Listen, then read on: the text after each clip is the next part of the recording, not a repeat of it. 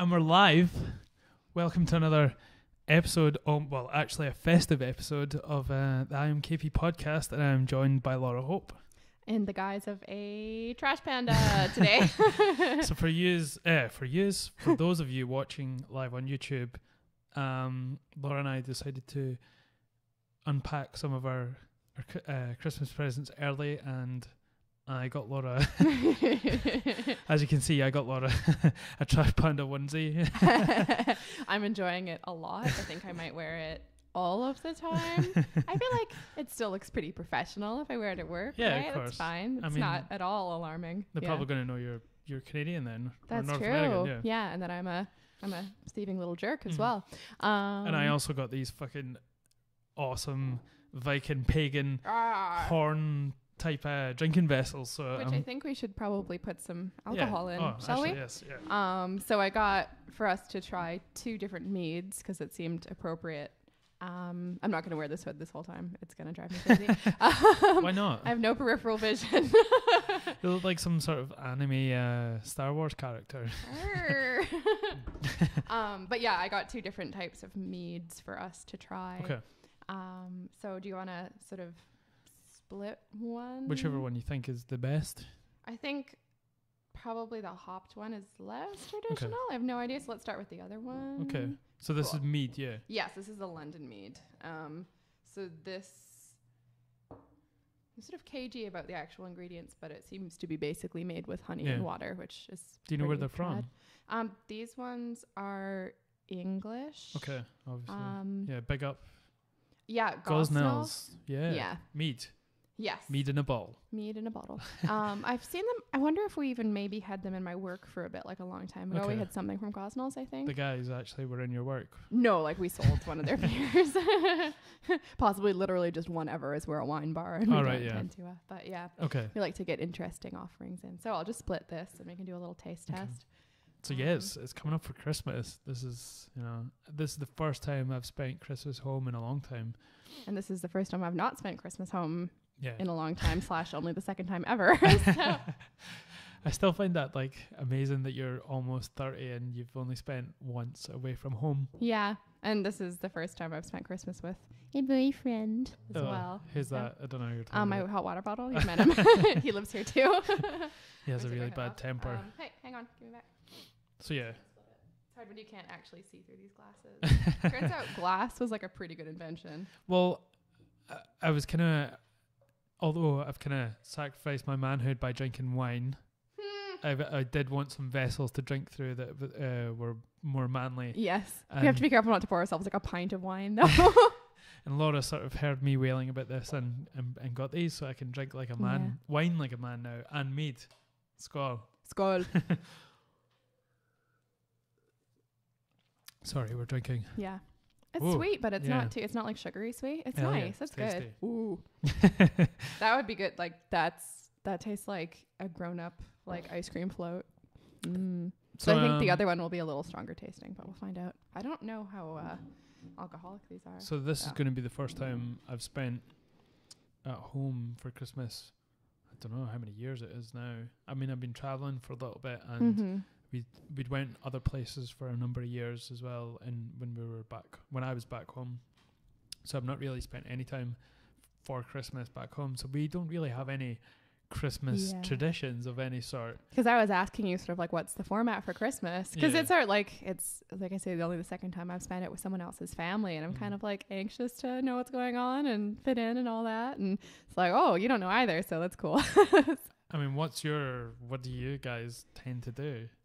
We get up in the morning, we open stocking presents first, our favorite of the stocking presents, because we write really weird and cryptic clues for them. So you guys are like Swiss Family Robinson. I guess so. So Christmas Eve, we like usually sort of finish decorating the tree. Christmas Eve? Yeah. That late? We used to get it done earlier, but we're procrastinators. Oh, hell yeah. But we usually don't put the star on top of the tree until Christmas Eve. That's like the crucial thing. Is that the crescendo to your Christmas? Yeah, it is. Because if that goes up early, then, it's just wrong. Yeah, it's upsetting. What do you feel about people putting their Christmas tree up in November then? I don't know. It's fine. It's whatever. See, I do conversely feel like Christmas lights all year around would be the shit. I would love that. So, so Christmas Day we do that. We have breakfast and then we open more presents and then we sort of start making dinner. By we, I mean my mom usually does bear the brunt of that. It's kind of just like a day of slugging around and eating. But we don't really, like, I was surprised coming to the UK that people go out and stuff around Christmas. I feel like it's a lot more of a family thing in North America. Like, you wouldn't go to a bar. That's when you know you have a drinking culture. When everyone goes out. It's just an excuse to get drunk now. It seems kind of like, in between the ages of 35 and 20 or 19, so you just go out and get hammered on Christmas Eve. So the other time I spent Christmas in the UK was when I first moved to Edinburgh, and I didn't really, like, I just moved over. It didn't make sense to go home money wise immediately, and so I went down to Manchester where one of my good friends from uni, Angela, was living, and I spent it with her family. And I was like, what are you doing Christmas Eve? And go to the pub. And I was like, the pubs are open? Like, what? It was really fun. Yeah. So they're in like the suburbs of Manchester. But pubs are going to be open. It's true. But it just because I don't feel like it would be in Canada. Yeah. There's nothing open generally. Not really. And maybe that's changed. It's just we never go out. So it doesn't really, well, if you're up at the cottage. Well, we usually the closest shop's probably like 50 miles away. Yeah, and they're mostly not open in the winter at all. The shops up there, you have to go to Parry Sound, which is like how far? A 40-minute drive. Right, okay. If it's not snowing, I guess. Yeah, sometimes you can't go, or sometimes if you get there, you can't get back. So you pick your moments. But we're usually we provision well for up there, so we're there over New Year's. We're not there for Christmas. As I'm getting older, you're getting I say older? that I'm still like 29. Oh, bullshit. But is it like I've travelled a fair bit when it has been Christmas, so I've not really been able to get like a tradition of sorts, but it is something that when it comes up to Christmas, you're kind of like, well, I don't have anything. Like, we don't have any format for when we get up, on Christmas Day. Yeah. And it's not something I thought I would have missed, but this year, because I'm doing all that now, I realized what I was kind of missing out on slightly, It's a funny thing. I mean, it's you either have that family orientated thing or you go and do other stuff. And it's funny in my family because we're not none of us are, You're all feral. Yeah, exactly. But we like traditions. We like continuity and, that's what we were talking about, how I sort of relate to ancient Egyptian mythology earlier, because they're just like, continuity is our jam. We're just going to make sure everything's the same. So we probably should have washed these out before I did. I washed them before I wrapped them. I'm not a monster. It smells kind of funny. Yeah, it's made of dead animals. It smells like hide. It does a bit. I don't know whether that'll dissipate, but no, I gave her a proper wash. Of course. You're trying to kill me. That's unrelated. I'm going to get Ebola. Ebola. I think would be anthrax. You'd get anthrax. Probably. Yeah. The band. No, nobody gets anthrax in the band. That's like cow death. Is it? Is it? Oh, well, it's made from some sort of cow, I guess. Yeah. Sweet. Happy anthrax. What is anthrax made of? It's like a biological agent, is it not? It is, yeah, but I think it's based off of something to do with cattle. I think it was discovered in that community. So the cattle generally try and anthrax each other. Yeah, that'll be it. Yeah. Yeah, they started off with missiles, but the collateral damage was like cattle warfare. Cattle warfare, yeah. But yeah, so we have been talking about this all week. Actually, and I've been talking about it a lot because yes, you have. It's just pissed me off so much. But the start of the week, we took the plunge and saw The Last Jedi, the new Star Wars movie, and yeah, it's just I've been going through it in my head over and over again. Like, I would like to see it again. There probably will be spoilers, but if you haven't seen it just by this time, then too bad. Yeah, go fuck yourself. So this probably will have spoilers in it, and yeah, like I enjoyed it, but like as a standalone sort of sci-fi movie, I get it. Like, I don't think there's anything we can say now that hasn't been said a billion times. Yeah, there's already, the internet's whipped itself up into a frenzy about it. And yeah, I enjoyed it visually, and I thought it was fantastic as a sci-fi movie and as a standalone, but as a continuity and a sort of trilogy, it just kind of is terrible. Yeah, and because I'm not as dedicated a Star Wars fan, like I've seen almost all of the films. I haven't seen Rogue One, but you've seen part of it. Yeah, I've seen the first some bit of it. And as like I'm a sci-fi fan, but Star Wars has never been a thing I considered myself like an active fan of. Right, it's just like something I enjoy, but I don't know any of the kind of background in terms of like the non-film canon and which there's a lot of as well. Yeah, and which is a weird situation for a filmmaker to be in, because it's like we've talked a lot about sort of and background. Like, to be fair, the director Rian Johnson, I don't know how to actually pronounce his name. His name's Rihanna. It's not Rihanna. What did you say? Rian. What did you say? Rian or Ryan. I thought you said Rihanna. Rihanna Johnson. Yeah, she conspiracy. Probably would have been much better if he directed this. It'd be really Rihanna. chill. Yeah. So background is I really like him as a director, and one of my favorite films of all time was his first major film, which was Brick. Like, that's one of my favorite films. And he also directed Looper, which I like a lot as well. A brilliant sci-fi movie. Exactly. It's become almost maybe a cult hit as well now. Looper. It didn't really do that well at the box office. Yeah, and I honestly didn't like it as much as I thought I would, but I still thought it was really good. It was just my expectations were super high. And he did The Brothers Bloom as well, which I didn't like it the first time I watched it that much. It took me a few sort of watches. Yeah.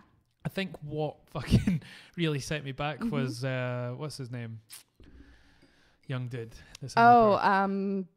Joseph Gordon-Levitt. Yeah. Where they kind of they made him look manipulated like Bruce Willis. his face. That was like they manipulated his face not to look anything like Bruce Willis. Yeah, or just and to me it's like you've got, no offense to Bruce Willis, you've got Joseph Gordon-Levitt and Bruce Willis.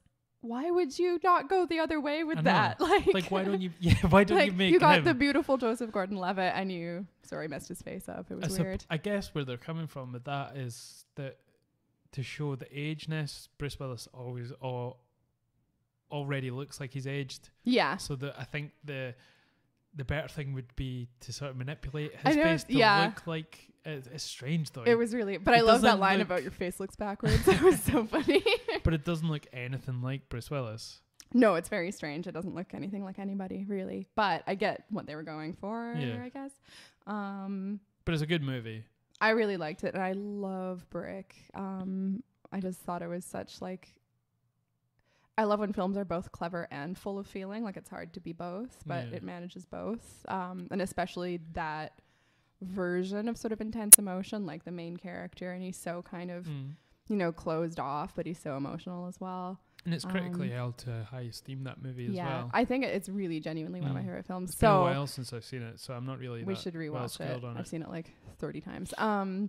But it was very hard. It's been very I felt upset hearing people being so awful about the director, and of course we have to separate out each of the different films, and this film he's made has really pissed a lot of people off. I mean, it was I think it was 90-something% on Rotten Tomatoes, and that was the critic score. And then the like just the audience score was something like 53%, and that's supposed to be the worst score from any, even the prequels included. Yeah, which is amazing because they're trash. They're so bad. They're so bad. I mean, at least they had some.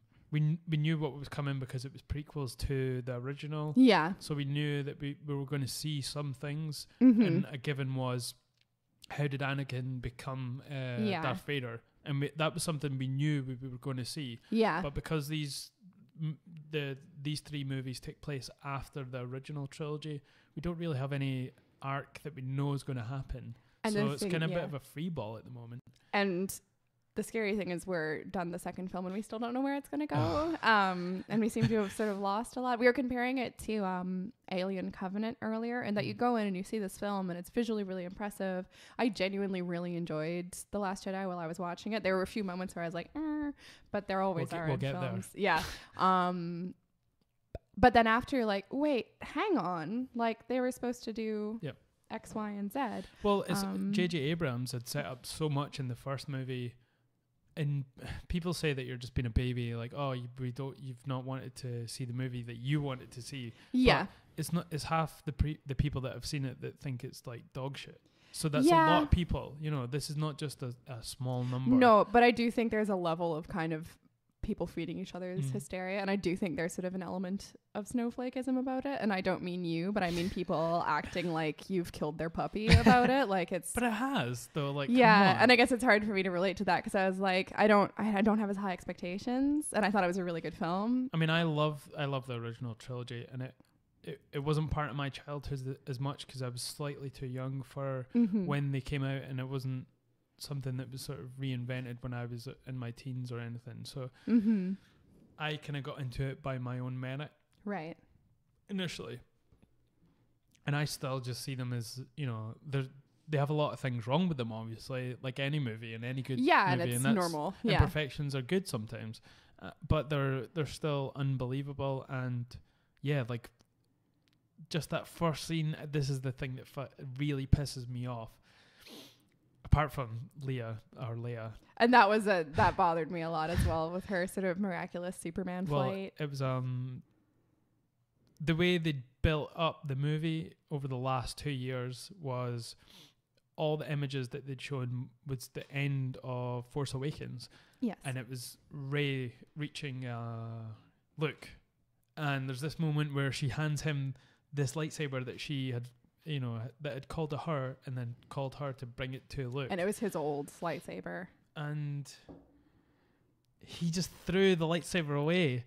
We were waiting for some sort of poignant moment, and I get what he was trying to do with it. Yeah. And it just didn't work. And because I wasn't waiting for a poignant moment, I thought that was great. I thought it was really unexpected, but it doesn't necessarily, the version of Luke we're getting in that film, that fits in with him, but he doesn't fit in with the rest of Luke. And it sounds like the actor agreed that it doesn't fit in with the rest of Luke. I think that movie just doesn't fit in with the rest of Star Wars. Yeah. And I think people, and the director included, see that as a good thing, but it's not necessary. Just because it's different, people think, well, he's taking a chance and it's a fantastic vision. It's not always necessarily like that, Yeah, and I think it must be very difficult and this is one that we compared it to as well with Blade Runner, and in that one they have sort of a relatively baby director being handed this huge it's not as a huge franchise as Blade Runner, but because we've heard so little from our god in Blade Runner, he has a lot to sort of account for in that film. And to me, and I think to you as well, he just succeeded overwhelmingly. It was handled really just about perfectly. The only direction that they could have taken it. Yeah. And not anything you could have easily anticipated, and not retreading the same lines. It was like they updated the themes. We've been over it before in another podcast, so I won't go into it. But it must be so difficult as a baby director to have this franchise. And I think, the pressure from the studios and how much of it is geared towards financial success versus sort of creative success. Like, you'd be in such a weird place where you have a ton of responsibility but very little control. Yeah. And I think that would be, but I know also, because I just basically feel really bad for the director because I really like him, that it's, but if you think about it, that obviously J.J. Abrams directed the first one, and he set it up sort of not perfectly, but he set up the second movie, so there was questions and stuff that they could continue to expand on as trilogies want to do with an arc. You have a story arc, you should have a plan. Like the Marvel universe has an overall arc in their stories, and it just doesn't feel like this. It feels like they're blagging it from movie to movie. It does. It feels like, that game Exquisite Corpse, where you like write 2 sentences or 3 sentences on a piece of paper, and then the person can only see the last sentence that you wrote, and they have to add more, and it kind of goes around in a circle. Right. So it's like writing down Chinese whispers, I guess. Yeah, exactly. Yeah. So you're telling a story, but you only ever know sort of one bit about whatever's happened before, and so you get this completely garbled mess.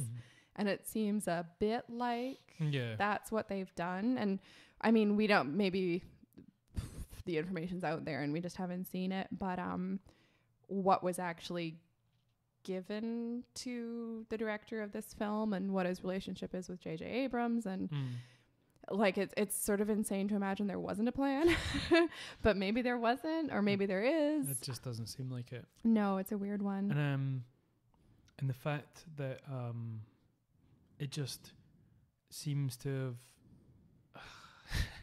have I get so annoyed with it I can't even start to begin to put it into words. But it's just taken a different direction, and as I was saying, people see that as like bold, but it doesn't work. Like, I know what they're trying to say. If this was a standalone movie, like a sci-fi movie, it'd be brilliant. It'd be amazing and sort of awe-inspiring. But as part of the Star Wars universe, it just doesn't work. Yeah. Yeah, and I, like, my experience of it was that I just thought it was a really good film. I enjoyed it. And the visuals were amazing. And I did enjoy it while I was watching it. Yeah. But I understand your criticisms as well. And I understand that I don't have the same, like, emotional relationship with Star Wars.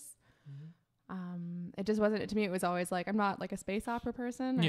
I like sort of a different flavor of sci-fi. So I enjoyed it. And again, I was young enough when I saw the original trilogy that I thought the Ewoks were the best part of the whole thing. So that should tell you something. And that's for when I saw, a lot of people think those are the worst part. Exactly. But I was like, oh, they look like teddy bears. That's great. I love it. And I love Princess Leia. Yeah. I really loved Leia. But this just had to address the bit that was the worst part of the whole movie for me is fucking Superman Leia. Yeah, and there's a scene in Superman, I can't remember which one it is, and I think it's Superman versus Batman, and it's when he's fighting the Abomination. I think it's the Abomination. Or that might be Hulk. I'm not sure. Anyway, he's fighting some big abominable monster, and he takes it into space to fight because he knows he can take it away from the city and there wouldn't be any more damage. But the humans, as we all do, fired some nukes towards him. Of course. So Superman gets nuked, and he's floating around in space all disheveled and sort of yes, he would be disheveled. And obviously, because the sun nourishes him, he slowly comes together and flies back down. And this felt like that scene in Superman where Leia is in some part of the spaceship, and the what they call the bad guys, the First Order, a couple of guys in their spaceships come down and blast where she is, and she gets sucked out into space. Yeah, they sort of shattered this whole, like, the bridge, the whole cabin. That everyone dies. And everyone dies, and everyone gets sucked out into space. Well, you think she's dead. And you see her sort of gently frosted over, drifting around in space, miraculously unharmed other than that. And then she opens her eyes, which is super strange because her eyes would freeze, presumably. And it's just, you can just start with. You can see her sort of, she's kind of, you can see her eyes opening gently, and you're like, what the fuck? What's going on here? Is she just going to, like, die soon? Hopefully. You know, she would be dead. Yeah. And I just felt myself sniggering as I saw. It made me giggle. I felt myself sniggering as I could see her opening her eyes when her eyes opened, and when she started to float towards the bridge. And she sort of extends her hand like she's Superman and is drawn toward the bridge, and then they basically open a door and let her back in, and maybe generously there was like an airlock, but... And there was, yeah, like I felt like a nervous laughter when I was watching this. Yeah. I was like, is this really happening on screen right now? Exactly. And I think it's partly in the context of the death of Carrie Fisher as well. You're like, is this why are we doing this? Like, what? Is it okay? Yeah. I think there's like plastic stuff on the inside. Yeah, the edges are just, it's like laminated. I think it comes off. Oh, it's not supposed to. Don't mess around with it. Yeah, they're all a bit like that, so I tried to find the ones that were least like that. Oh, okay. But I wouldn't fiddle with it. I thought it would just come off. No, I think it's like like it's part of keeping it like reusable. Oh, okay. Yeah. So don't chew on it. Yeah, that you feel sort of like especially awkward. He's like, I guess this is supposed to be sort of like, I think it's semi kind of relating to the actress as well. Yeah. And it's just like, this is like a really weird tribute to her, if that's what you're doing. Also, practically, they've now killed off all the original stars in the film except for the one who is actually dead. And I don't know how they're going to get their way out of that. I'm scared for the last movie. I don't know how they're going to get some story back together for this. I don't see where it's going to go at all. It's just they've handled it so poorly. Like the training, there was no training sort of montage. There was, I don't feel invested in Rey or Kylo at all. Like I don't find Kylo scary. He's not Rey, scary. I don't feel like she doesn't have that much of a personality. No, she doesn't really. Yeah. I don't know. I don't, and this is me as sort of somebody who wasn't as invested as a fan in them. You know, maybe apart from Han Solo, like you never had that much of a personality from any of the characters to me in the original trilogy. And it wasn't harmed for that, again, because of the type of sci-fi it is. It's like the whole space opera thing. Yeah. So it's not psychological, basically. So I don't feel like that's wildly out of step with the rest of the way we've been told that story. But Luke was notoriously bland in the first one. Yeah, and I didn't like him in the original ones. I thought he was really boring. Yeah. Well, they as the episodes went on, he got more sort of relatable. Yeah, and at least with the prequels, as much as the dialogue was crushingly terrible, at least the characters had a little bit more pep, I think. Yeah. I don't know. Except for Anakin, who that was the time we have had a psychological journey, and they completely, it was just awful. It was not good. What, the prequels? Yeah. Like the one time they decided to give a character like a really dramatic psychological journey, they gave it to Hayden Christensen, and I've heard he's good in other films, but he's sure not good in that one. That made me laugh in the cinema. In the one where I killed them all. That just, it made me laugh. I didn't know he was in other movies. I didn't know he was in any other movies. He is in at least one other movie that I heard he was good in. I don't remember what it is or anything. And did you see this woman having this 24-year-old baby? Oh, the embryo that had been frozen. I started reading that, and then I couldn't figure out why the embryo had been frozen. Yeah. Did you find that out? I was reading on it, and I just couldn't I just couldn't get past the fact that they were saying that this baby was they were calling it a baby for a start. You know, it was a 24-year-old embryo baby. Was almost as old as the person that was impregnated with it, because I think it was like someone else. They obviously it wouldn't be able to be. I didn't get the why of any of that, and maybe there is a why, but without the why, it's just kind of mad science. It's funny how they try and name it a baby when it comes to sort of things like abortion, like the language that changes. Yes. So even though it's an embryo, you wouldn't call that a baby when it comes to things like abortion. Like it would be something that's just a bunch of cells. Yeah, it's not a baby yet. Yeah, and there's lots of arguments over when it becomes a baby. But and they're trying to sell newspapers, and they're saying that this is a 24-year-old embryo baby. So it's like that's confusing. I guess it's sort of like the embryo is 24 years old, but the baby's the age the baby is. Like it reminds me of an Peep show when they're getting the paternity tests, and Jeremy's confused about what Sophie means by the dates being wrong, and he's like, so you mean it could be born old? they come young. But that is something I never really thought about. Like the embryo is, I think it's like a couple of months older than the woman who is going to have the baby is. That's quite weird. And that's weird. I mean, what happens when it's older than the person that's having it? It'll be strange. And it won't. That's a weird one, because that's another, like, where does consciousness kind of come the materials, from? The raw materials that are used are older. But it's then true. Do you then say that your mum and dad obviously makes you older because you came from your mum and dad, so the raw materials went back further than that? Yeah. So, where do you draw the line? It's very strange. And presumably so has the baby been born now? I'm not sure, actually. I should probably look this up. Do you need a... Because it is... Yeah, I'll have a little top up. So this is the hopped mead. Where did it hop to? Is it hopping mad? Hip hop to the whatever shop. Let's see. 20. Yeah. And then if you can find out why they did that as well. Because I thought it would be like, oh, there was a disease that was incurable 24 years ago. They can cure now. But I couldn't find anything. But I got super annoyed reading it because it was one of those really squirrely articles in like The Sun or something. I don't know how to sort of embryo. 24-year-old baby. That's what I'm trying. But it keeps coming up with some shit movie. Embryo. Old.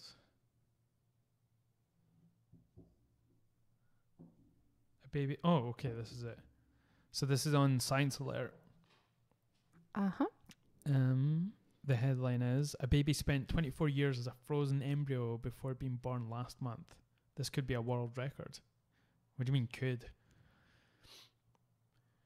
So it was a woman who was married she got married 7 years ago. That she was 26 and knew it was unlikely that she would never have children naturally. Her husband, he has cystic fibrosis. Oh, okay. And it makes men infertile. Right. And they decided they would eventually adopt a child, and they fostered children in the meantime until they were ready. Then last year, during a break between fostering, there's such a thing as embryo adoption. Weird. No, this is where it's coming from, and they couldn't get the idea out of their head. And you can submit an application for it in 2016, and by spring, they had 3 embryos from the same anonymous donor transferred into her uterus. Whoa! From whence these embryos? From whence they came? Yeah, like why are people doing that? And why are they doing it 24 years ago? What's going on? Like, is it people who didn't want a kid but didn't want to give birth? Like, I can see that, I guess. Anonymous donor, so you probably don't have any sort of details on them. No. But, like... Okay, so on November 25th, they gave birth to a healthy baby. Emma Gibson. People say, it's science, but no, I think it's a gift from the Lord. Okay. I'm pretty sure science helped. I don't think it just got in there, you know. God's probably a scientist. You'd have to be. I suppose. Skål. Skål. I like my drinking vessels. I'm glad you do. I mean, that tastes the same, but smells of hops. That's weird. Do you think they'll probably stop you from having an embryo inside you that's older than you, maybe? Do you think there'll be some sort of weird... I guess where biologically maybe it'll just not work, or it'll cause like... I don't see why not, though. If it's frozen, presumably the tissue's not doing anything in that amount of time, so it's chronologically older, but it's not like cellularly older, and it's gonna have, a passport that says it's born whenever it's born. I don't know. I think I have much more of a problem with like, where are we getting embryos from? Like, I can imagine, one case that would be good is if you are pregnant and you don't want to be pregnant. Yeah, but you don't want to have an abortion, but you don't want to give birth. Mm-hmm. That's kind of a good option, basically. Although it is essentially an abortion, it's just like recycling. Yeah. So that's kind of cool, I guess. Yeah. I mean, that would be a good idea if that was sort of a way around it. But then it's like, what are the ethics of having a library of like potential humans? That's quite weird. And it's someone else's baby as well. I mean, exactly. Their genes. And that to me is like the no-win side of it is like, to me, the appeal of adoption would be not having to actually have a baby, but to basically adopt a baby and you have to have it seems like a raw deal. But does it really matter though? Like, your mum's your mum, whoever brings you up. I mean, no, it doesn't matter. If that's probably a better way to give birth, and maybe like you bond more or adopting, whatever. And obviously there'll be that sort of idea that when they're older, they'll want to look for their parents. But that way, it just seems like you came from me, I mean, I had help with the sort of genes or whatever, but it doesn't make any sense to sort of see it as anything otherwise. No, I think so. Like, it's definitely biologically still not your kid, but kind of a bit more your kid. But it would be weird, say, if they end up looking for their parents and they find their mom and she's like 90. That would be weird. Yeah. But I mean, it doesn't matter either. Like it's just not how you imagine it. I think we just get too hung up on the idea of it not being your mom and dad, I guess. Yeah, and I don't really get that. Like, that shouldn't matter. But I also don't know what it feels like. Like, I know people who have been adopted, some of whom haven't found out until like a really long time after. And that, to me, just the lying part of that would be really upsetting. So like, when do you tell your kids that? But I think adoption's brilliant. I think kids we've got tell each too other. Many kids and a lot of people who can't have kids. I think kids tell each other they're adopted before. Yeah, I've definitely heard that. Not from any of my siblings, because my siblings were dogs. I didn't have any either, so yeah. I wanted people to call me the adopted. Really? No. You do have that, like, I think a lot of people have fantasies when they're kids, when they start having to, like, you know, help out around the house. And they're like, no, I'm a princess. Like, I don't belong here. But I never ever said that. You weren't a princess? Everyone's a princess inside. But I think they've already had, it was a weird, I think it was to do with the actor Sofia Vergara, and there was some sort of case where she and her ex had frozen embryos that they'd made together, and then he wanted custody of them basically, and she didn't want that to happen. Is this while they were together or not? No, after they broke up. Okay. What was he going to do with them? Well, like implant them in like a future... Himself, yeah. Well, I don't know, but that's the thing is like... Have you ever seen Twins? Is it Twins or... No. Danny DeVito and Arnold Schwarzenegger. I have not. I saw entirely enough films about twins that as I needed to, with the really creepy Cronenberg one with Jeremy Irons in it, where he's a twin of himself. Oh, yeah. It's all really gross. Actually, I don't know if it is Danny DeVito where he... Is it the one with Arnold Schwarzenegger? And I don't think it's Twins, though. I think it is with Danny DeVito and Arnold Schwarzenegger, and it's where Arnold becomes like the first guy to have a baby. Oh, that's weird. Yeah, that's funny. And it was always like, logistically, how would that even work? Like, there's... Well, it wouldn't, would it? Because he had it, like, it wasn't like they did a C-section or anything. I don't even want to think about that. But yeah, like, what are the ethics of like who does an embryo belong to? I mean, yeah, are you gonna create? Because if it's both parents, you know, and he wanted to do a certain thing with them, and she didn't want to do that thing, like, so that was the whole issue. Is like, can he do that against her will? It'd be like biological copyright issues, I guess. I don't know. It can't quite be. That's a weird one. Because it's your property, I guess. It is, but it's also like it's such an ambiguous thing because it's equally, you've both made that thing. It's equally both of yours. Just ask for your half back. King Solomon there. Yeah, that is a weird one. Yeah. Don't know how it would work at all. I just think it's interesting getting into these areas where we have the power to do things before we figure out like what they mean or what's a good idea. It's the same with like getting into gene editing and things, or like, I mean, it's coming up in everything because the same kind of thing is happening with cryptocurrency right now. Yeah. We're really messing around with it, but nobody really knows what it is. Well, it's taken a fall like over the last couple of days, the stock and the shares, I guess. Is that what's going on? Well, it's really hard. And a lot of the reading I've done about it, the people who are writing about it seem to have a really hard time differentiating between value in different sort of stock market representations and the value of Bitcoin, which are different things. Because there are funds now that are basically investing in Bitcoin futures, so kind of gambling on how much Bitcoin is going to be worth, but that's separate from how much Bitcoin is worth. But of course they influence each other. And plus there's been a few guys that are sort of the big startup guys with Bitcoin when it first was coming about, and they've sold all their shares or Bitcoins in the what they use. I think it was Litecoin. I think there's a guy, he started it and he sold all of his Bitcoins. Oh, okay. There just seems to be a weird... Not Bitcoins, Litecoin, should I say. Oh, okay, yeah, they are. Yeah, and because there are several different kind of platforms. And we're getting into all these, like, because you can also invest in, say, Bitcoin exchanges or cryptocurrency exchanges. Like, it's getting really murky what actual forces are in play.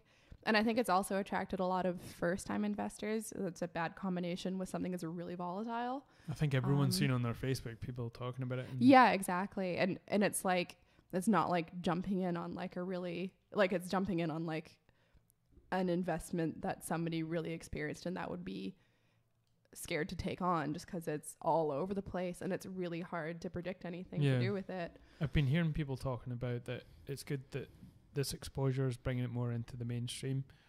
And they see that as a tool to sort of benefit cryptocurrencies, but I don't think that's what's happening essentially. I talked about it on my last podcast with Bob, and I said that more people are using Bitcoin to trade with, and to buy on stocks, and there's less. I don't think there's an uptick in people that are actually using it as what it's supposed to be, a form of currency. Yeah, it's not circulating. It's just being used to make traditional money for people. And you don't see people with more e-wallets or... No. I mean, I think Bob's the only person I know with an e-wallet. Yeah, I wouldn't know anybody. And I think there's people who are looking into it are just looking into what it can do for them as a commodity rather than as sort of a paradigm shift. Yeah. And people are not hearing about the things that make it, because I don't think the idea is that it would replace money entirely. It's that it can do certain things that traditional money can't. Well, do you mean cash money or just normal money?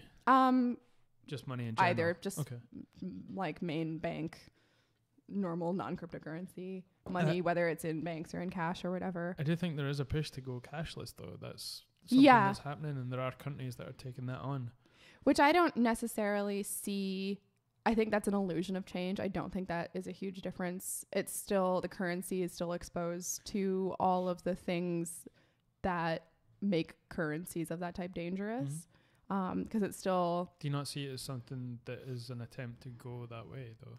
No, because it still works the exact same way cash does, really. No, I mean like cash, going cashless. Yeah. I think that, like I say, I think it's an illusion of sort of futuristicness. I guess it makes things more secure in terms of money not being able to go mysterious places, but people who have a lot of money can always make it go mysterious places. But I think in terms of things like... I think I see cash as an inconvenience. I have no feelings about it. It doesn't make a difference to me. Yeah. I mean, it's something like, you know, when you're in a restaurant and you're like, oh, fuck, you know. Yeah. Or you're going to share at a restaurant with people, you know, and you're going to split the bill or whatever. Yeah. It's sometimes harder to be like, oh, I have to go and get cash out, or, you know. Yeah. I think it's good to have the option, but I think with going completely cashless, it also becomes such that banks and the government are completely aware of everything that you're doing. And in terms of, say, people who get tips, the implications of that is you're going to be taxed on your tips. Yeah. Like it's just and like a level of control. Would that not be similar with Bitcoin then? Bitcoin, to me, again, it's not, I don't know what that would have to do with it. Like, I don't know how, it would be more things like if currencies collapse in a country, there being another option, and also it being something that's theoretically more difficult to have confiscated or to be stolen. Yeah. Things like being able to send it and then have it not be able to be released until a certain time or until a certain number of people like agree to it. Yeah. That kind of thing that cash just can't do, like cash or digital cash, whatever. It would just be having a more, it's kind of like, right now we have a monoculture of cash in terms of what's, everything's operated by the banks. Whereas with cryptocurrencies, it's diversified, so it's more robust, basically. Yeah. Yeah. No. I hope it goes in that direction, and it's something that we start to utilize more. Yeah. As opposed to just normal standard. It's the banks that, you know, and there's too much power going towards them, and it has to be, I think the people, and it sounds like I'm trying to be like a revolutionary or a hippie, but people have to take that power back, you know, and it has to be something that we feel comfortable doing, obviously. And but the banks, I think people just feel sort of at a loss when it comes to banks, and ultimately it's there to make money, and it's a massive corporation. It is, and it's quite big brothery potentially, and that's what I mean about how I think having like physical cash is still better than being cashless. But being able to have the combination rather. It just, cashlessness seems to be bound by sort of borders as well. Like if you use Bitcoin, that's going to be worldwide. Yeah, exactly. And I think we need it less than people in sort of developing and more volatile territories as well. Again, in terms of things that can't be stolen or confiscated as easily. Again, it's probably, I don't think people need it more or less. It should be like the euro. Like everyone should just agree to use it, or because then it doesn't work. You know? But what I just mean is that the things Bitcoin specifically does that are different from traditional money are gaps that are felt more in more volatile territories than are felt by us. I mean, I think those ones are sort of less worried about that stuff when it's going on. like war zones. Yeah, but it's just the difference between having a bunch of cash under your mattress and your house burns down and that not happening. Because you have your money as Bitcoin securely, like on the internet. Yeah, I guess. Yeah. Probably no way to access it though if your iPhone's been blown up.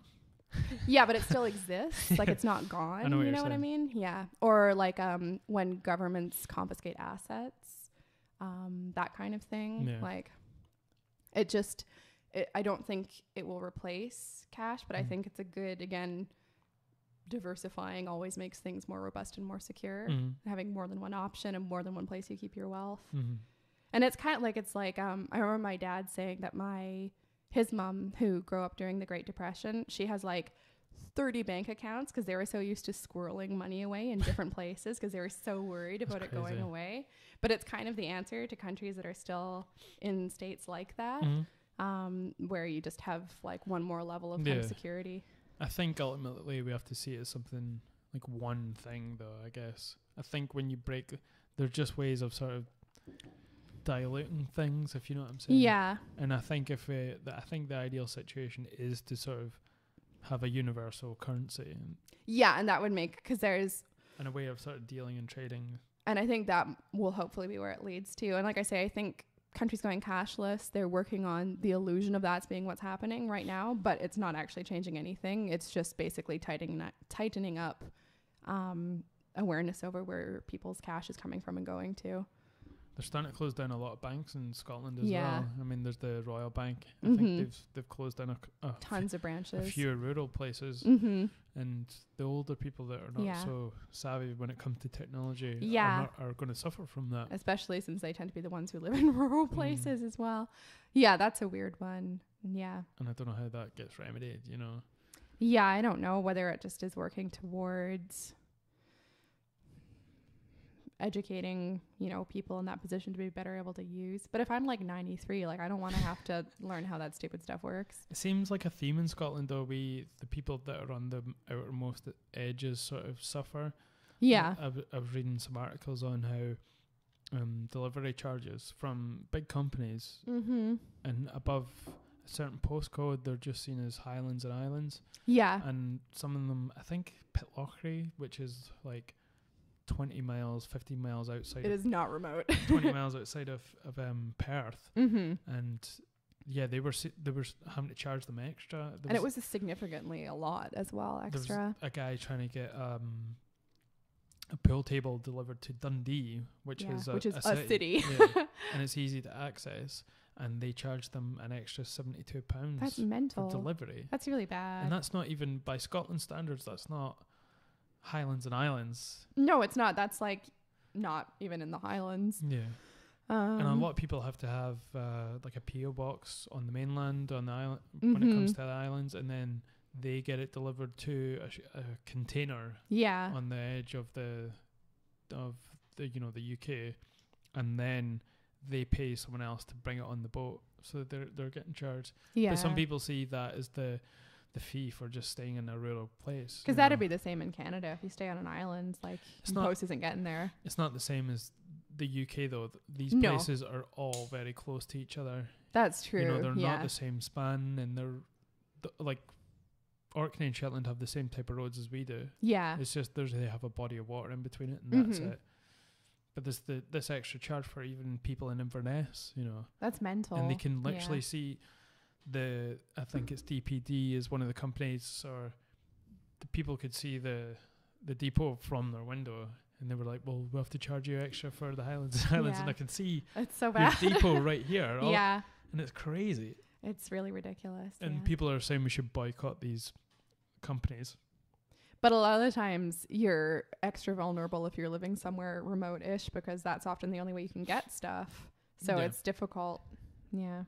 I don't even think it's that remote compared to places in Canada, though. No, it's not. But in terms of places in Scotland, like you can't just drive to IKEA necessarily. Yeah. I think Inverness is the last shop for a lot of people, and I think there's maybe like 100 miles north, more less, left of Scotland after Inverness, I think. So there's that kind of range, square range that's where they have to go to. But it's like the people who need those services the most are the ones who are charged the most to use them. It seems not fair. Well, it's like fucking insurance, you know, like the people that need it the most are the ones that they don't want. It's a very curious system. And the people that need it the least are the ones that are most welcome. Yeah. It's a scam. And that's, this is like, we need some sort of sound effect for the time in the episode when we talk about capitalism. But this is the time in the episode when we talk about capitalism. We'll capitalize on the hour. We need like a horse of truth or something. Yeah. That if you have a system like insurance in a capitalist society, no one's going to have an insurance company unless they're making money off it. So obviously they're not going to insure people who they think are going to need it. Yeah. But then that leaves people who need it the most without it. So there you go. I mean, it doesn't seem like it's sort of for everyone. And that's when people start to think that you're getting into communist and socialism type ideas. And I don't see why people think that is a bad word either. No, and I don't see what's wrong with... I hate this idea that sharing success is in some way losing. That's such a bummer. And people, when you even mention utopia, you get just like, I mean, I know the mere fact of something being, naming something. The Moore fact? Sorry, Thomas More wrote the Utopia. The mere fact that utopia, when you mention utopia, that it instantaneously becomes a dystopia because of how it's structured. Mm-hmm. But when you mentioned it, people just think you're some sort of Marxist, like, idiot. Yeah. And at the same time, there are so many people who are using Marxism and socialism to justify idiotic opinions. Like, it's hard to, it's a hard one to navigate. I just hate all these, and this is going to sound like such a, hey, we all just need to get along, man. But I hate all this focus on isms and kind of absolutism. Ninjaism, I know, it's terrible. Yeah. I want to be a ninjaism. Ninjaism? Yeah.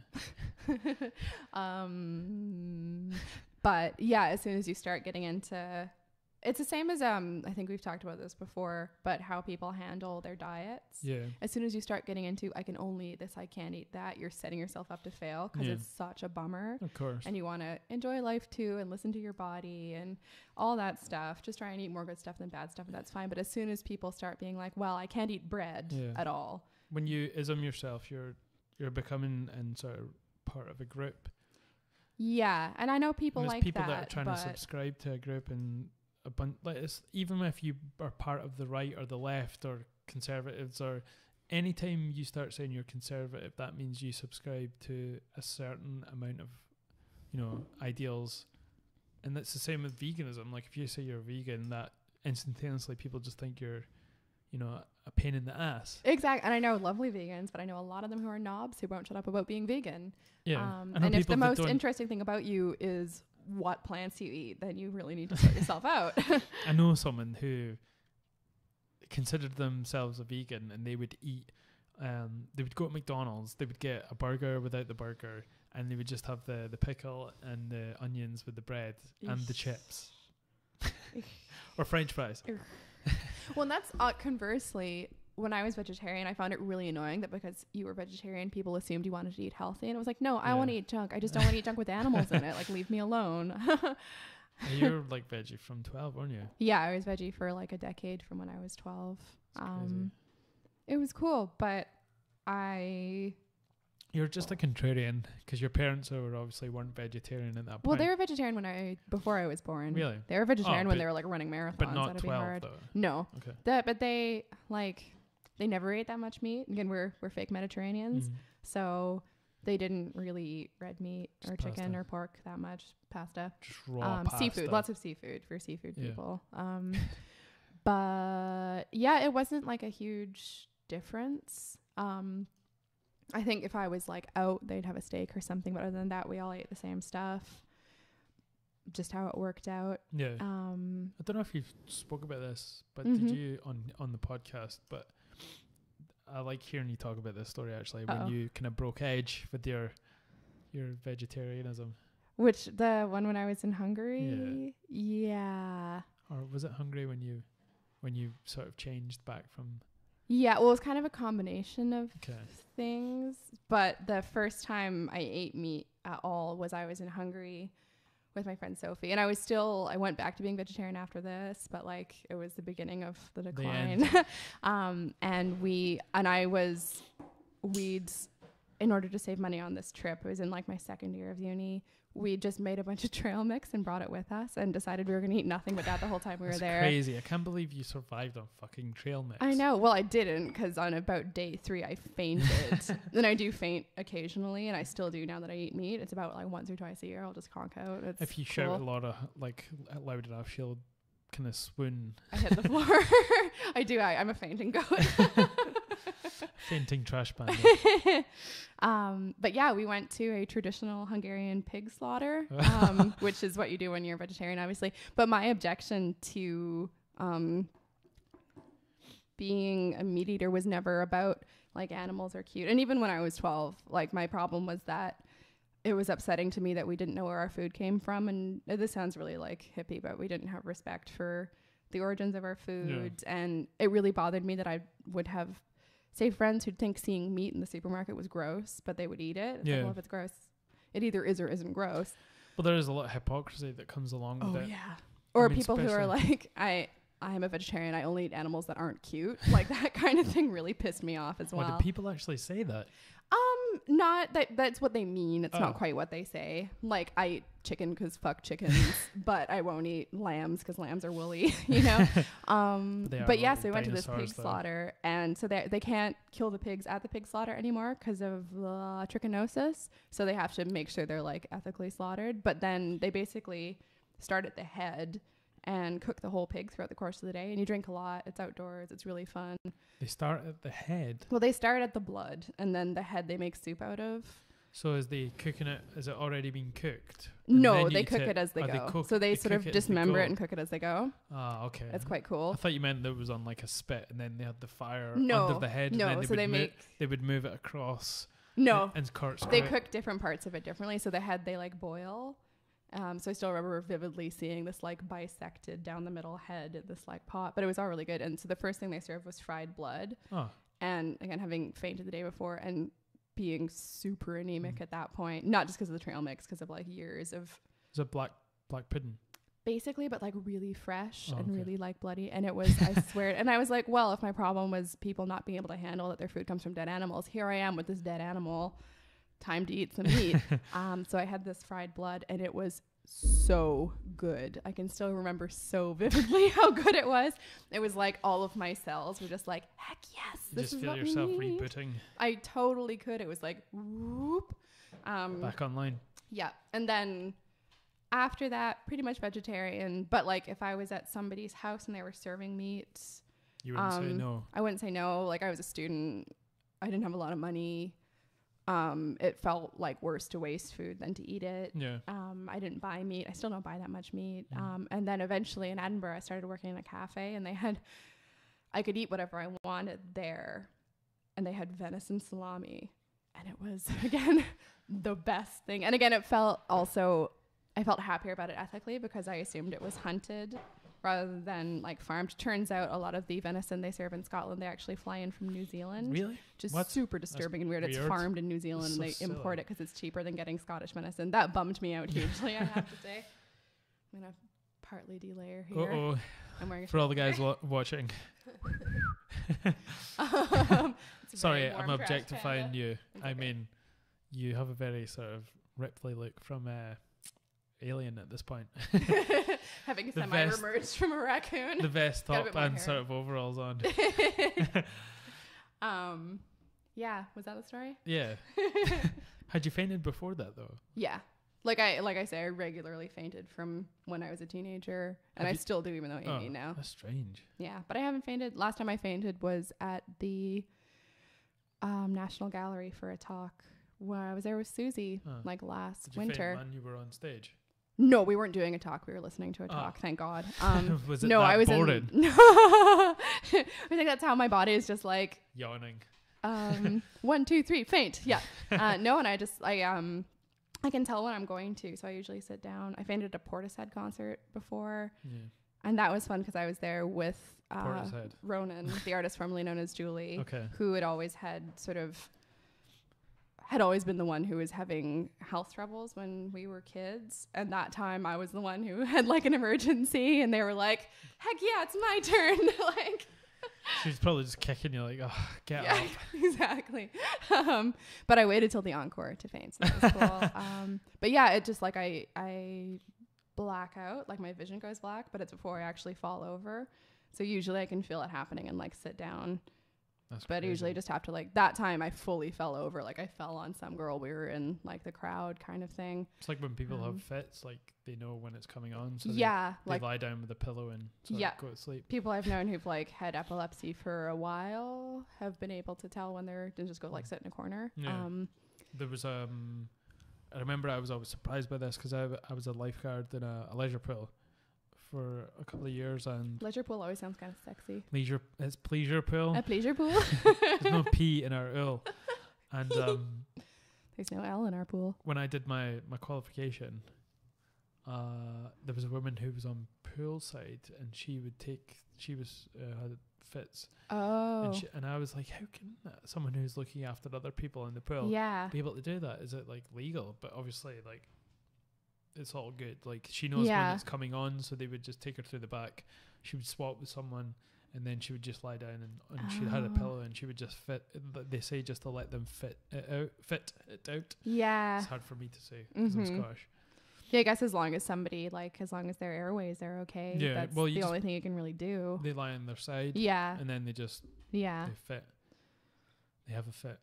I'm good with like medical emergencies except for seizures. Yeah. I just I had a friend in high school who had a seizure in class, and she didn't know she had, epilepsy. And that was the only time I've been completely frozen. Like I had just it completely viscerally totally freaked me out. And it's not even that, like, I'm sure it's incredibly disturbing to have one. It's not like the most disturbing thing to see. Like I've been way better with like people with really bad injuries.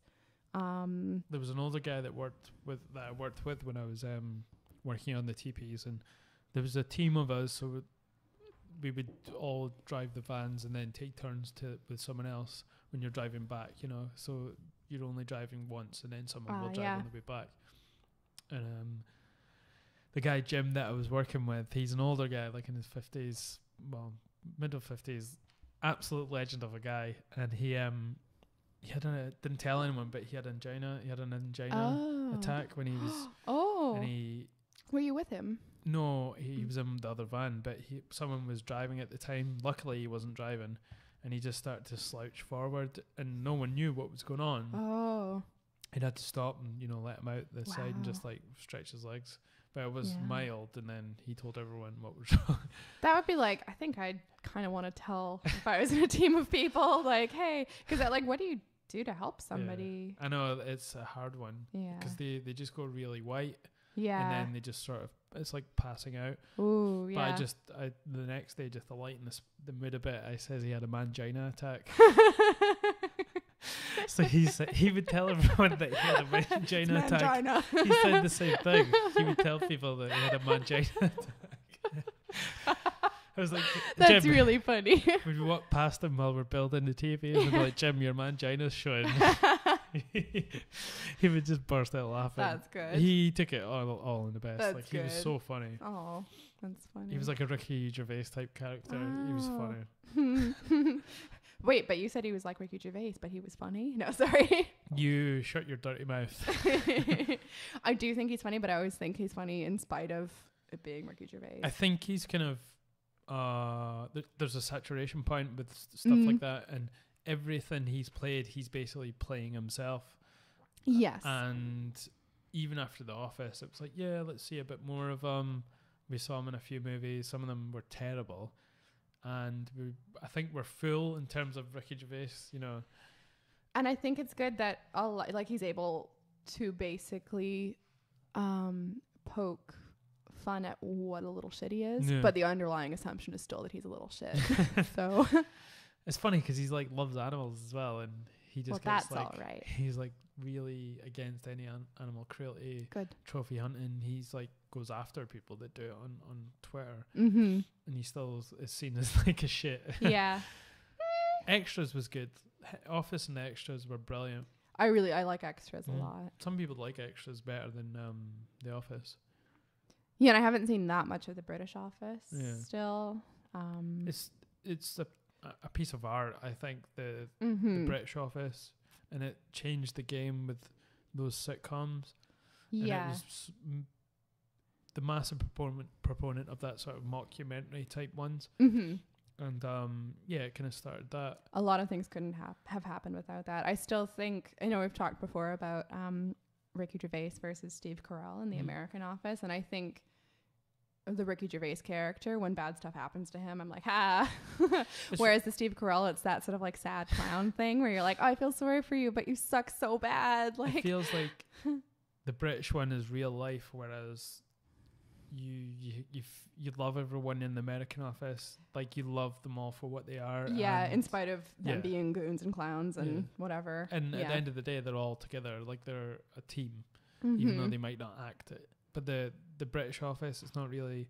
Everyone sort of feels like they're individualistic and out for themselves. Yeah, and it does come across to me more as like quasi-depressing, even though it's still really funny. Partly it's just like the colors. Exactly. It's like, oh, sort of we're gray. In like 90s prison.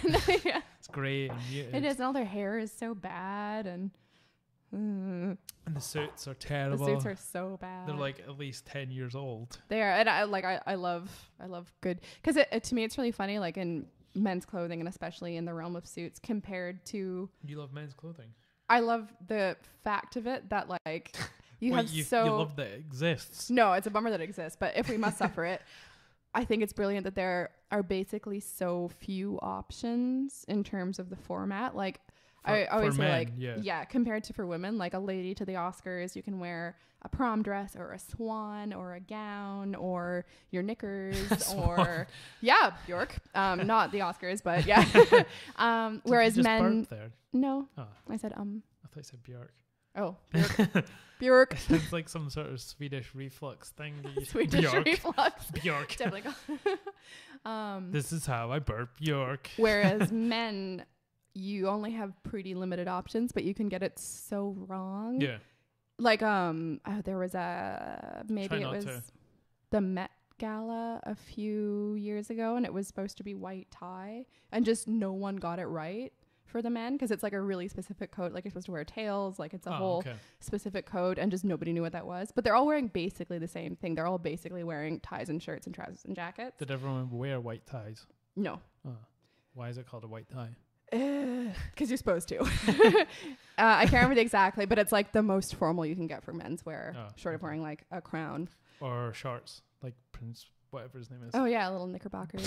But like again, the women could wear kind of basically whatever, and as long as it looked like they were doing something, it was fine. Whereas the men, it was like, oh, you're wearing the wrong cummerbund, you clown. It was great.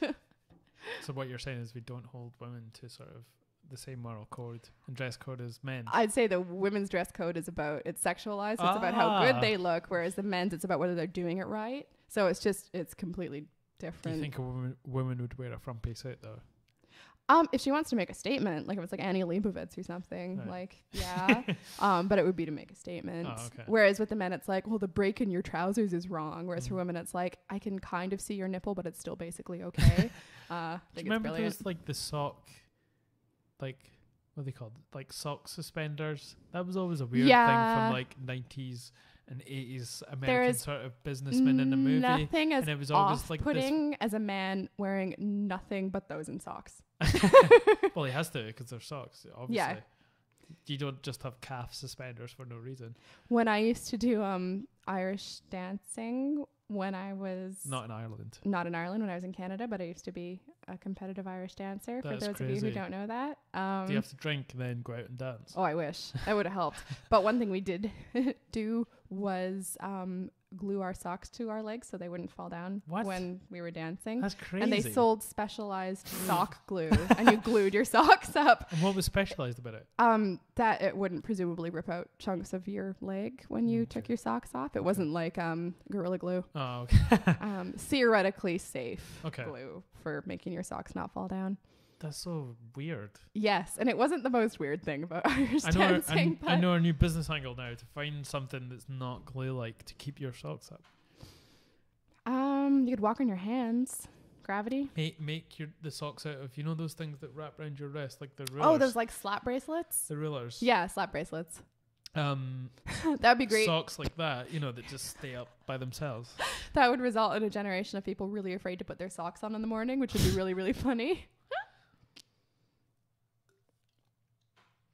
Yeah, but the whole sort of sock suspender things was like, what? That's like not a good. So I'm trying to think of an engineering equivalent of that. I have no idea. Like maybe it was before they had like elasticated socks. Could that be a thing? Do they just have like dumb tubes? Just like rolled down though. I don't know. Maybe when whose fault is this? When you listeners, suits are so unnatural anyway. Like who even decided that those were things to wear? And that's another funny thing is like in the grand scheme of things, men's formal wear has changed so little in the past like 100 years, whereas women's is like gone insanely crazy all over the map. I mean, when I wear a suit, you do feel like a fucking like a baller. A good I've one. never seen you wear a suit. I have a few times for Christmas parties. Oh yeah?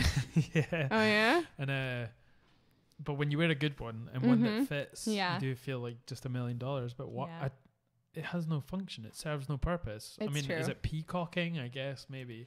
It's funny because it's like it's an expression of self. Always dressing yourself is an expression of self, but also for men, basically you're only doing it right if you do it the same as all the other men. So it's quite a weird thing. Mm-hmm. But, you know, they look good. And it's the same, like, it's fun dressing up. Yeah. When I wear, like, a nice dress, I feel like a princess. Great. Yeah. You look like terrible.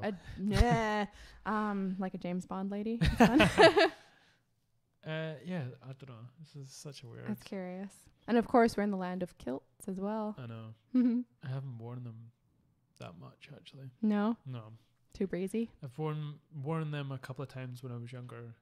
I've not been to a wedding yet, so I've never worn sort of... Have you never been to a wedding? Nope. How have you escaped that? I don't know. To be fair, I've only been to weddings I pretty much really wanted to go to. It's only been like relatives and very close friends. Well, me and my group of friends are all quite similar in how we perceive marriage. So you're all hermits? No, we all have girlfriends. Oh. Some better than others. Oh. I'm winking. Kinda. But yeah, I think that might be the reason. I think maybe most of my friends would probably get married in the next 10 years, maybe. Yeah. Not the first. I spilled mead on myself. Do you want some beer? Yes. Sweet. Finish your mead. Okay. Yeah, it's not something that we've all... It's not part of our plan. I guess it was... No. I think anyone who that's their main goal, I think that's a mistake. I think it should be partner first in terms of having somebody who you would actually think about marrying versus like, I would like to abstractly get married. I think that's a conversation girls are expected to have. Like, what's your dream wedding? And it's like, why would I lead with that? Yeah. Like... And it's weird. We all know people that left high school and got married, you know, did a few years of college and then got married. And it's... it disappoints me seeing people that I know could have... You know, a whole bunch of people that could have just evolved and become better people. I'm not saying they could have not... They couldn't have done that while being married at a young age, but...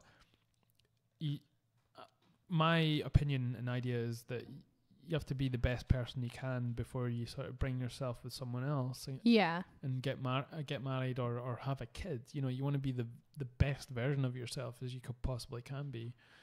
And getting married off the mark is not...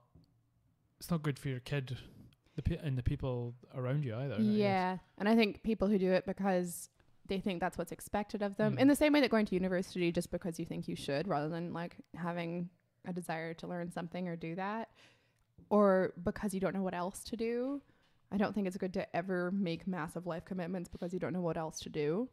And again, same thing with university, like you're assuming debt presumably and all that stuff, and you might not really know why you're doing it. And some people pull it off. I mean, some people are the same person that they're going to be throughout their whole life. They've just off the mark. They've got it kind of sussed in a way, I guess.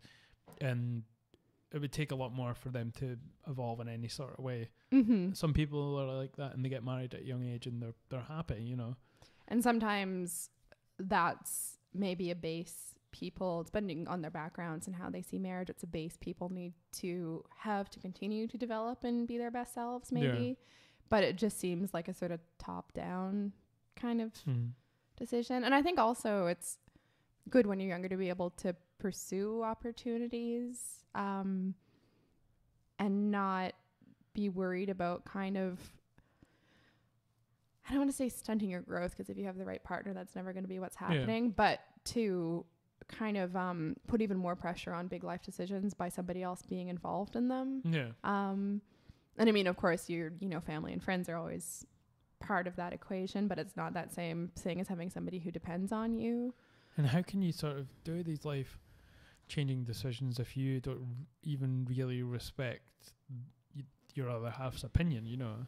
Like some people are in those relationships where maybe they're not very bright, you know, your other half, or they're just not, you've not really got much in common with them. Yeah, I think those are just bad relationships. Yeah. But those are happen all the time. People. Oh, it's true. Yeah. And it's the same as people who will say things like, well, I think we should we're having some trouble, so I think we should get married or have a baby because that should calm things right down. And it's like, no, that's not what you should do. Never use your child as some sort of, you know, patching over tool for your marriage or your relationship. Babies aren't band-aids. Or even, and it's the same when you're splitting up as well. Mm-hmm. Using a kid as a tool for deciding that's what's so going to happen. That's awful. I can't. Ugh. And it's terrible. Mm-hmm. We're repeatedly just jeopardizing our kids' future by not being, I don't know, as deep as we can be, I guess, as a person. Yeah, and just resorting to being sort of childish yourself, and of course, if a relationship is ending, you know, you're hurt and you're worried. Yeah. Maybe you're worried about your future, and maybe you're vengeful, but that's not like, you just have to be better. There's the answer to a lot of stuff is just like, be better. It's funny as well because people treat marriage as this kind of like natural state and this kind of monolith. And obviously it's existed for a very long time, but it's meant such different things throughout history as well. And it's existed, but it's not that long, you know, it's been around. And it's meant like in, say, like ancient Rome, it was basically a political tool if you were fancy, or it was just a tool for like not dying if you were unfancy. Yeah. Like it was like people would regularly get divorces just because they got a better offer, for instance. Like if when the emperor who would become Augustus was kind of rising to power, he decided he wanted to marry this woman who was married, and so she asked her husband for a divorce and they got married. Like, that's crazy. Yeah. It's like King Henry VIII. He created a whole new church just so he could marry these women. So he could marry Anne Boleyn and then chop her head off because she only had a daughter. So it was like people, I was reading some list of like historically awesome couples the other day, and Henry VIII and Anne Boleyn were on there. What? And I was like, he murdered her. Like, that is literally, what that's basis not romantic. did they have for it? Was it ironic or something? I think the original power couple. I think it was just meant to, head over heels for each other. And they super did apparently, but I feel like what followed head over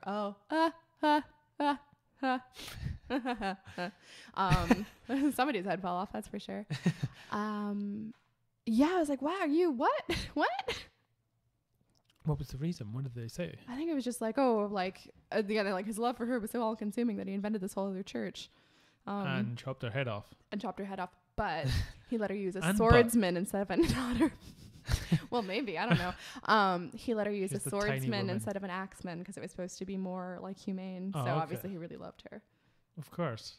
These just, you know, ideas of love is crazy. It's really strange. Like that's to me like maybe gonna be a dead giveaway that you maybe aren't super in love with someone if you chop their head off. If you could go back in time, say 10,000 years ago, and see how these sort of civilizations around at the time, how they seen things like that and how they viewed love and how they viewed friendship. You know, was it the same as how we see it now? Yeah. Does it fundamentally ever change, or is those things just, they are like that forever, and that's just the way they are, you know?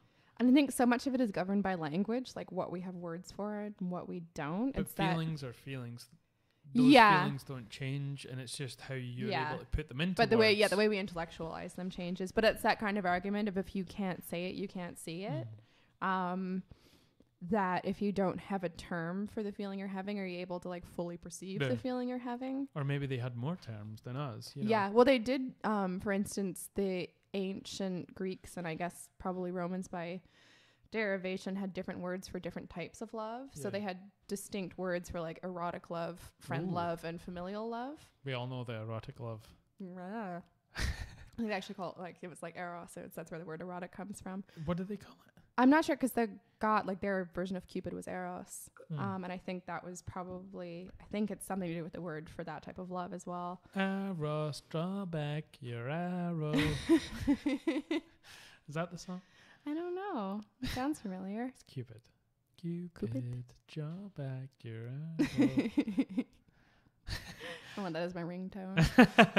Please don't. But they did have like, so maybe it was easier for them to organize, because you know that feeling like maybe when you're younger and you're like really close friends with somebody, and then you're like, maybe, and regardless of their gender, they're like, am I actually in love with that person? Maybe. And then you're like, no, I'm not, I'm just really good friends with them. But the fact that they had categories for that, maybe that was easier to be like, yes, I friend love this person. Because I always feel really strongly that basically my friends divide up into people that I love or people who like I'm not quite friends with. Like I love my friends, all of them. I wonder if the friend zone's like a timeless universal sort of thing that's whenever the ages, you know, just I think like I think of you like a brother, that kind of thing, which didn't mean anything back in those days either, because they were regularly. You still want to have sex with me then? Is that what you're saying? Exactly. That's so no. I think of you like my dog. Oh, still even probably then, yeah. Nope. Anyway, Plebs, which is the show I started watching. Excuse me. Plebs. You're a pleb. As in plebeians. Which what's the root of it? Plebeian, which is the Roman term for somebody who's like working class. Okay. So there was like the plebeians and like the proles, and so it was just like pez. Not citizen, or they were citizens, but they weren't like fancy. They had a bunch of different social classes, and that was like the rabble, basically. Plebs. Plebs. It's funny how we, you know, hijack these words now, and we use them kind of in the similar manner. It was always like guys from Eton named Tarquin being like, oh, you're such a pleb. But no, I remember using it in high school, and it was stop being a pleb. Yeah, you still, but but because it just means like lowbrow, I guess. It didn't have that sort of. Yeah. Well, it's quite. It didn't have that stigma to it when we were saying it. It was just more sort of stop being a tool or an idiot. Yeah, but it's kind of onomatopoeic, because it's like calling, you know, those insults that are really satisfying sounding, calling someone like a twerp. Yeah. You twerp. I've never said that and or been satisfied by it. Twerp. No, it's not satisfying. Wanker. I like that one. That's good. Tube. We use. I like tube. I like it because whenever I say YouTube, I go YouTube. And in Scotland, obviously, we say it like it's CHUBE, so it's like tube. But I mean tube. I like to play the tuba. The tuba. Nah, it's the tuba. But this episode of Plebs, which I've abandoned watching it because it's just not, it's supposed to be like in-betweeners set in ancient Rome, but it just is, there's not that much that really happens in it. But there is one quite funny episode, and it's talking about, because of course, especially the aristocratic ancient Romans were pretty chill about sleeping with their cousins and sometimes siblings and uncles and marrying them and all that stuff. And some people are now. But there's an episode about this. Their guys in it are always trying to hook up with girls, and they're never quite successful. So this one guy finally hooks up with this girl, and it turns out it's his cousin. And he hasn't like... Moral dilemma. Yeah, and he hasn't realized it's gross, and all his friends are like, no, that's like, you can't do that. Like that's... And he's like, well, it's not like a taboo. And they're like, no, that's like the taboo. So then it's this dilemma, and he talks to her, and she's like, no, it's fine. Like... It's funny how the plebs in ancient Rome are more moralistic than rednecks in America. Oh boy. Well, your cousin's just it's not your sister. It's just the way they roll in the South. Oh gosh. gonna get some hate mail, man. From family, probably as well. Yeah. in the South and America. Could happen. But yeah, it's quite funny. It's like that usual, like, is it inappropriate? And everyone's like, yeah, it for sure is. It's good to sort of see programs which had a different view on things and then put modern views onto these older sort of ideals. Yeah, it makes it quite funny. Yeah. Does it not work though as a TV show? I think it's like, I think they've decided to, it's just not, it's not funny enough. Yeah. And like, I just mean like per, 5 minutes, there's not enough funny stuff that happens. And I think they've been too cautious with it. They were afraid to go full nerd or be totally disgusting. And so it's kind of middle of the road. I like the actors in it. They're mostly good. Yeah. I like anyone that we know. I recognize a few of them, but I can't remember anybody's names. Talking about TV shows and catching up, as always, I'm quite behind when it comes to my sort of historical fantasy TV shows. Last year I had to watch Game of Thrones in one sitting before the 7th season came out. Is it the 7th one that's coming out? The most recent one that came out. Because we watched the most recent one together, whatever it was. When I was working in Austria, I would just work, go out snowboard, and then watch lots of episodes before I would go to work again.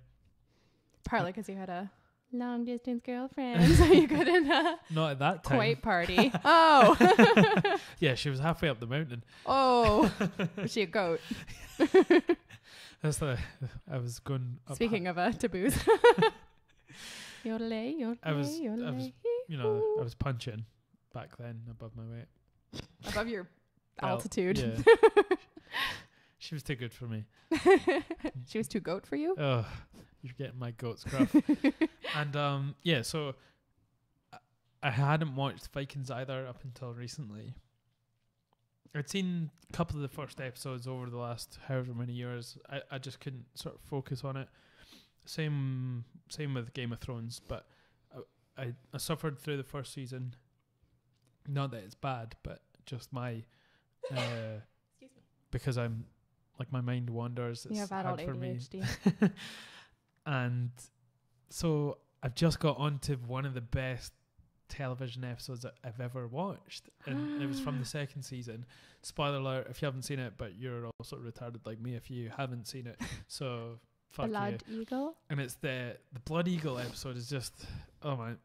That to me is one of the most memorable episodes. Like when I think of that show, I think of that episode. It's completely horrifying, but in a really good way. I mean, it's literally a piece of art. I watched art. That whole episode's a piece of art. Like all the tensions, it's very Shakespearean with all the little sort of sub plots, and you don't know what their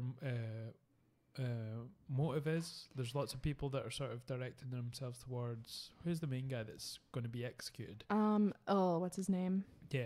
The creepy guy, very ginger beard. Everyone comes to sort of see him, and he talks to a lot of people, and you don't know what his motives are. So it's like a crescendo at the end. And it's funny because it's really intimate but super opaque at the same time. So you have it's like if you stare at somebody really close up all the time, you think you know what's going on inside their head, but you have no idea. And seeing the people that come to see him in his jail cell and how they interact with him, you have this sort of feeling of a slither of hope.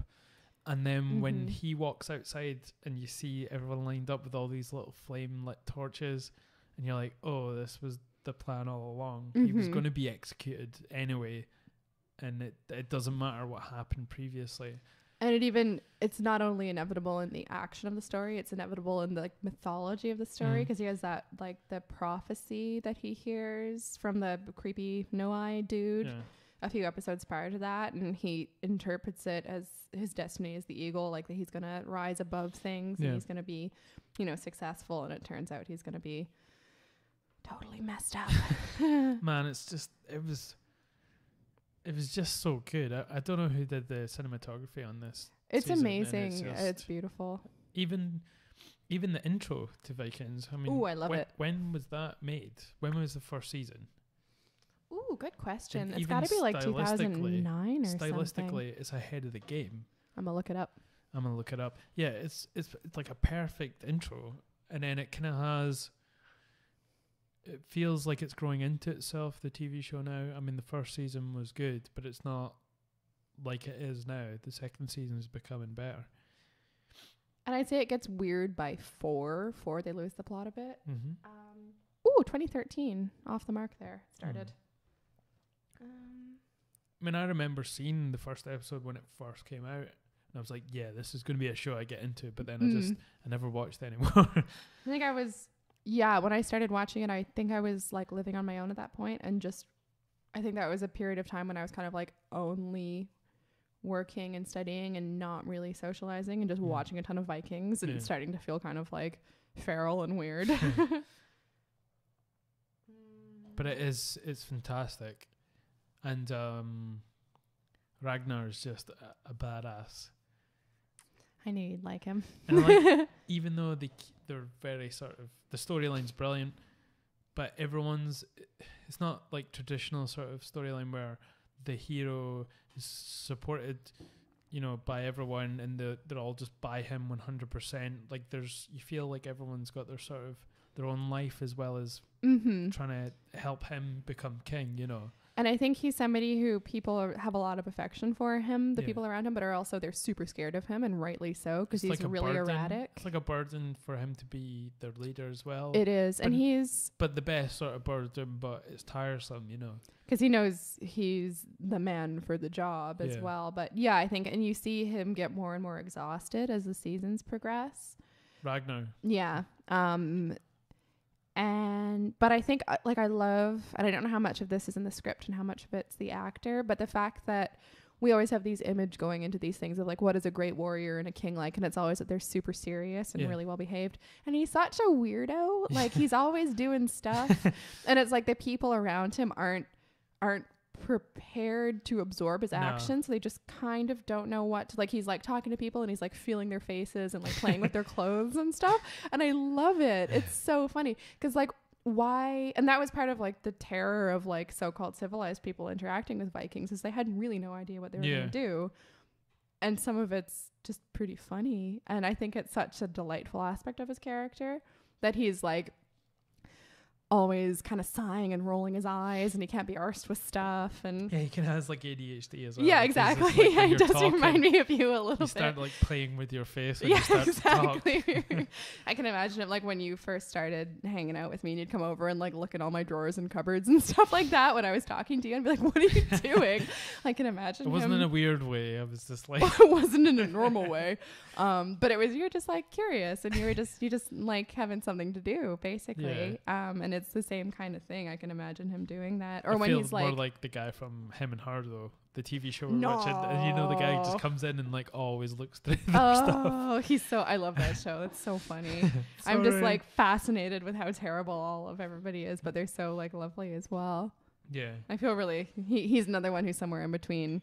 He's like the sad clown. He hurts my heart a little bit. It's a bit of a hidden gem, that TV show. If anyone's not seen it, it's called Him and Her. I think it's definitely on the British one. It's a British show. Yeah. I don't know what other countries it'll be in. And it's about these two, like a couple that have, I think they're 6 months into their relationship. Yeah. And it's all based around his flat, and she's staying over a bit more now. And they're like 24, so they're like baby grown-ups, and they're like super gross. It's like when you're finally away from home and away from uni, and what you do is you just like eat shit all the time and don't do anything. Do whatever the fuck you want. That's exactly. What you do. And what you want to do is eat handfuls of cheddar cheese and wear your pants all the time. And blow farts in your girlfriend's face. Apparently. I don't do that. No, you don't do that. No, you don't. And they have like, she has, I love her sister. She has this terrible, awful sister. And she's simultaneously completely unbearable and so believable. Yeah. She's him. The guy that plays the boyfriend, I'm not sure what his name is. He was in, what's that TV show where he was the ghost or the werewolf? Russell Tovey, werewolf Being Human. Being Human, yeah. Which is He's a successful the one whose ears TV are show. on the wrong way. His ears go frontwards. So if you see them from the side, they look like someone's ears from the front. If you see them from the front, they look like someone's ears from the side. It's fascinating. It's an optical illusion. I originally diagnosed them as hippo ears, but they're actually sideways ears. Yes. And him and the sister Laura, who's terrible. They both hold the show, and then all the sort of side. It gets better though, like it does. The TV show, like there's stuff to come that you won't really sort of see. Well, they almost went to the cinema the other day, and I could hardly stand the excitement. So. And I love those sort of shows where it all takes place in one building in one room. It's almost like a play. And you don't find them often anymore. No. It used to be like the old British TV shows like Bottom. Yeah, like which you got me into, which I find completely hilarious. Most of the Bottom was all in their house. Yeah. I mean, eventually they went to some hotel and they go off the cliff on the double-decker bus and die. Or was that the young ones? I think that's the young ones. Same show. Same with the young ones. It was all took place in their flat as well. And yeah. I think there's this I think it's another category of human endeavor that's up for the chat about. Just because you can doesn't mean you should. Like just because you now can do things in a bunch of different locations doesn't mean that adds to the story. Yeah. And I think it's sort of like a little microcosm, and it's probably your script has to be really on point for it to pull off, you know. Yeah, you have to do a lot of... If you do have a good script, then it works so well just to take place in a confined space where all these sort of being agitated and going through all these different emotions comes out, you know. Yeah, it really and does this mix come and out. match with the characters is alright. You still need to see Who's Afraid of Virginia Woolf, which is really harrowing. And it's very like... So like someone that turns into a wolf when she's on her period. No, that's Ginger Snaps. You also need to see that. But no. It's so good. No. It's such a good low budget Canadian horror film. You will watch it. No. We will watch it together. Okay. It's a werewolfism as a metaphor for puberty. It's brilliant. I guess, promise. Yeah, totally. It's so good.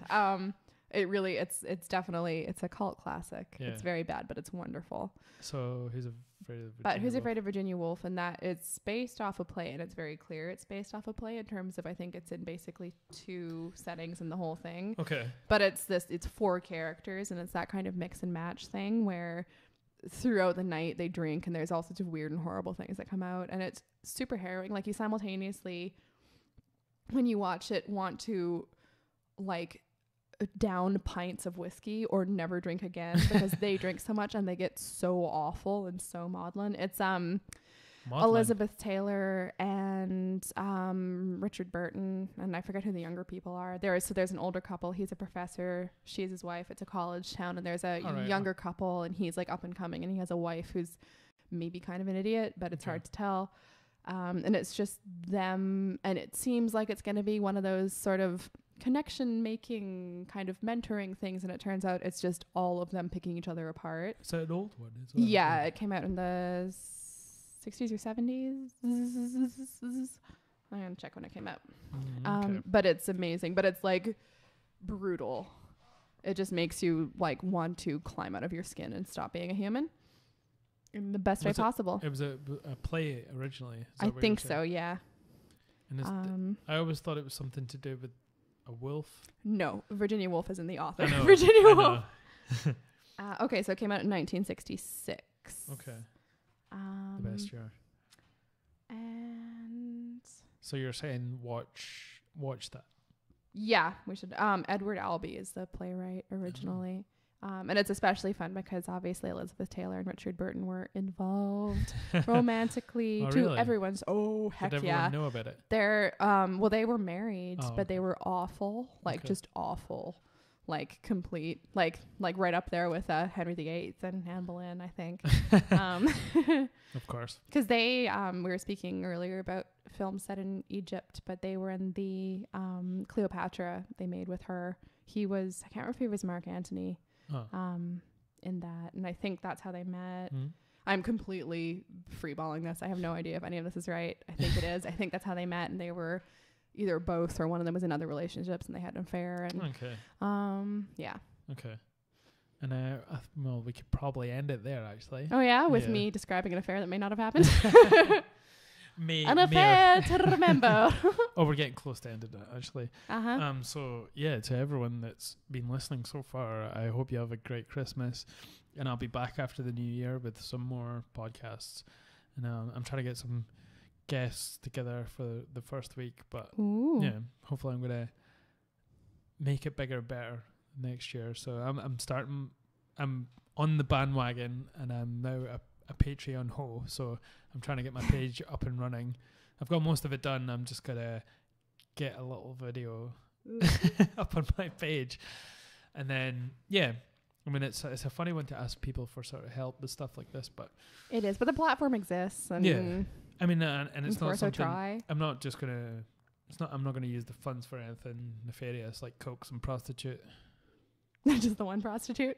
No, Several cokes and one prostitute. Like bottles of coke. Oh, cokes. A prostitute. Okay. But yeah, I think it's like asking for help and saying you're entitled to it or different things. I think it's a good idea. And Patreon seems to be quite legit. Yeah, I think so. It was something that I've sort of seen before, but I didn't think it was for me. But when you start to do the podcast and you feel like the sort of, if you're doing this as a hobby and you want to take it up a notch, it is costly, you know.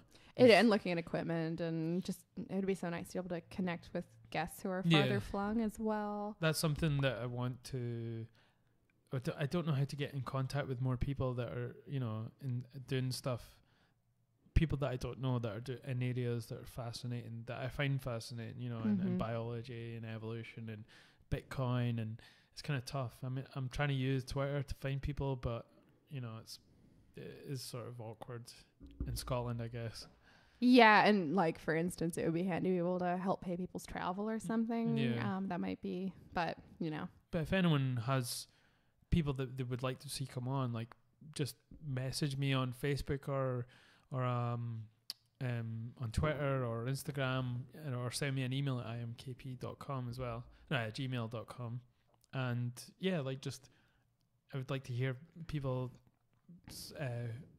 thoughts on who they'd want to come on the podcast, and if it's viable as well, obviously, because but I'm in Edinburgh. Nikola Tesla. Actually, that'd be great. That'd be great. I'll get a Ouija board. Can we do a live Ouija board? Can we do a live seance with Nikola Tesla? That'd be so cool. Heck yeah. We have to like have the blood of a pigeon on top of like a Ouija board, and then Nikola Tesla. I feel he'd be like really mad if we heard a pigeon. He won't come if we heard a pigeon. He won't come if we hurt a pigeon. To visit us. Nothing nefarious. He always comes when he hurts a pigeon. Stop, that's awful. He loved pigeons. Like really, he loved them. Okay, well, thanks for joining me on the festive episode of IAMKayPee. My pleasure. Will you pay my travel from like the next room if you get enough money on Patreon? We're going to go watch Gods of Egypt, and we're going to make some shakshuka. Yes, we are. And then we're gonna have a really postmodern evening, because then we're gonna watch Muppet Christmas Carol as well. Gods of Egypt first, though. Yes, for sure. And then we'll end on Muppets. Okay.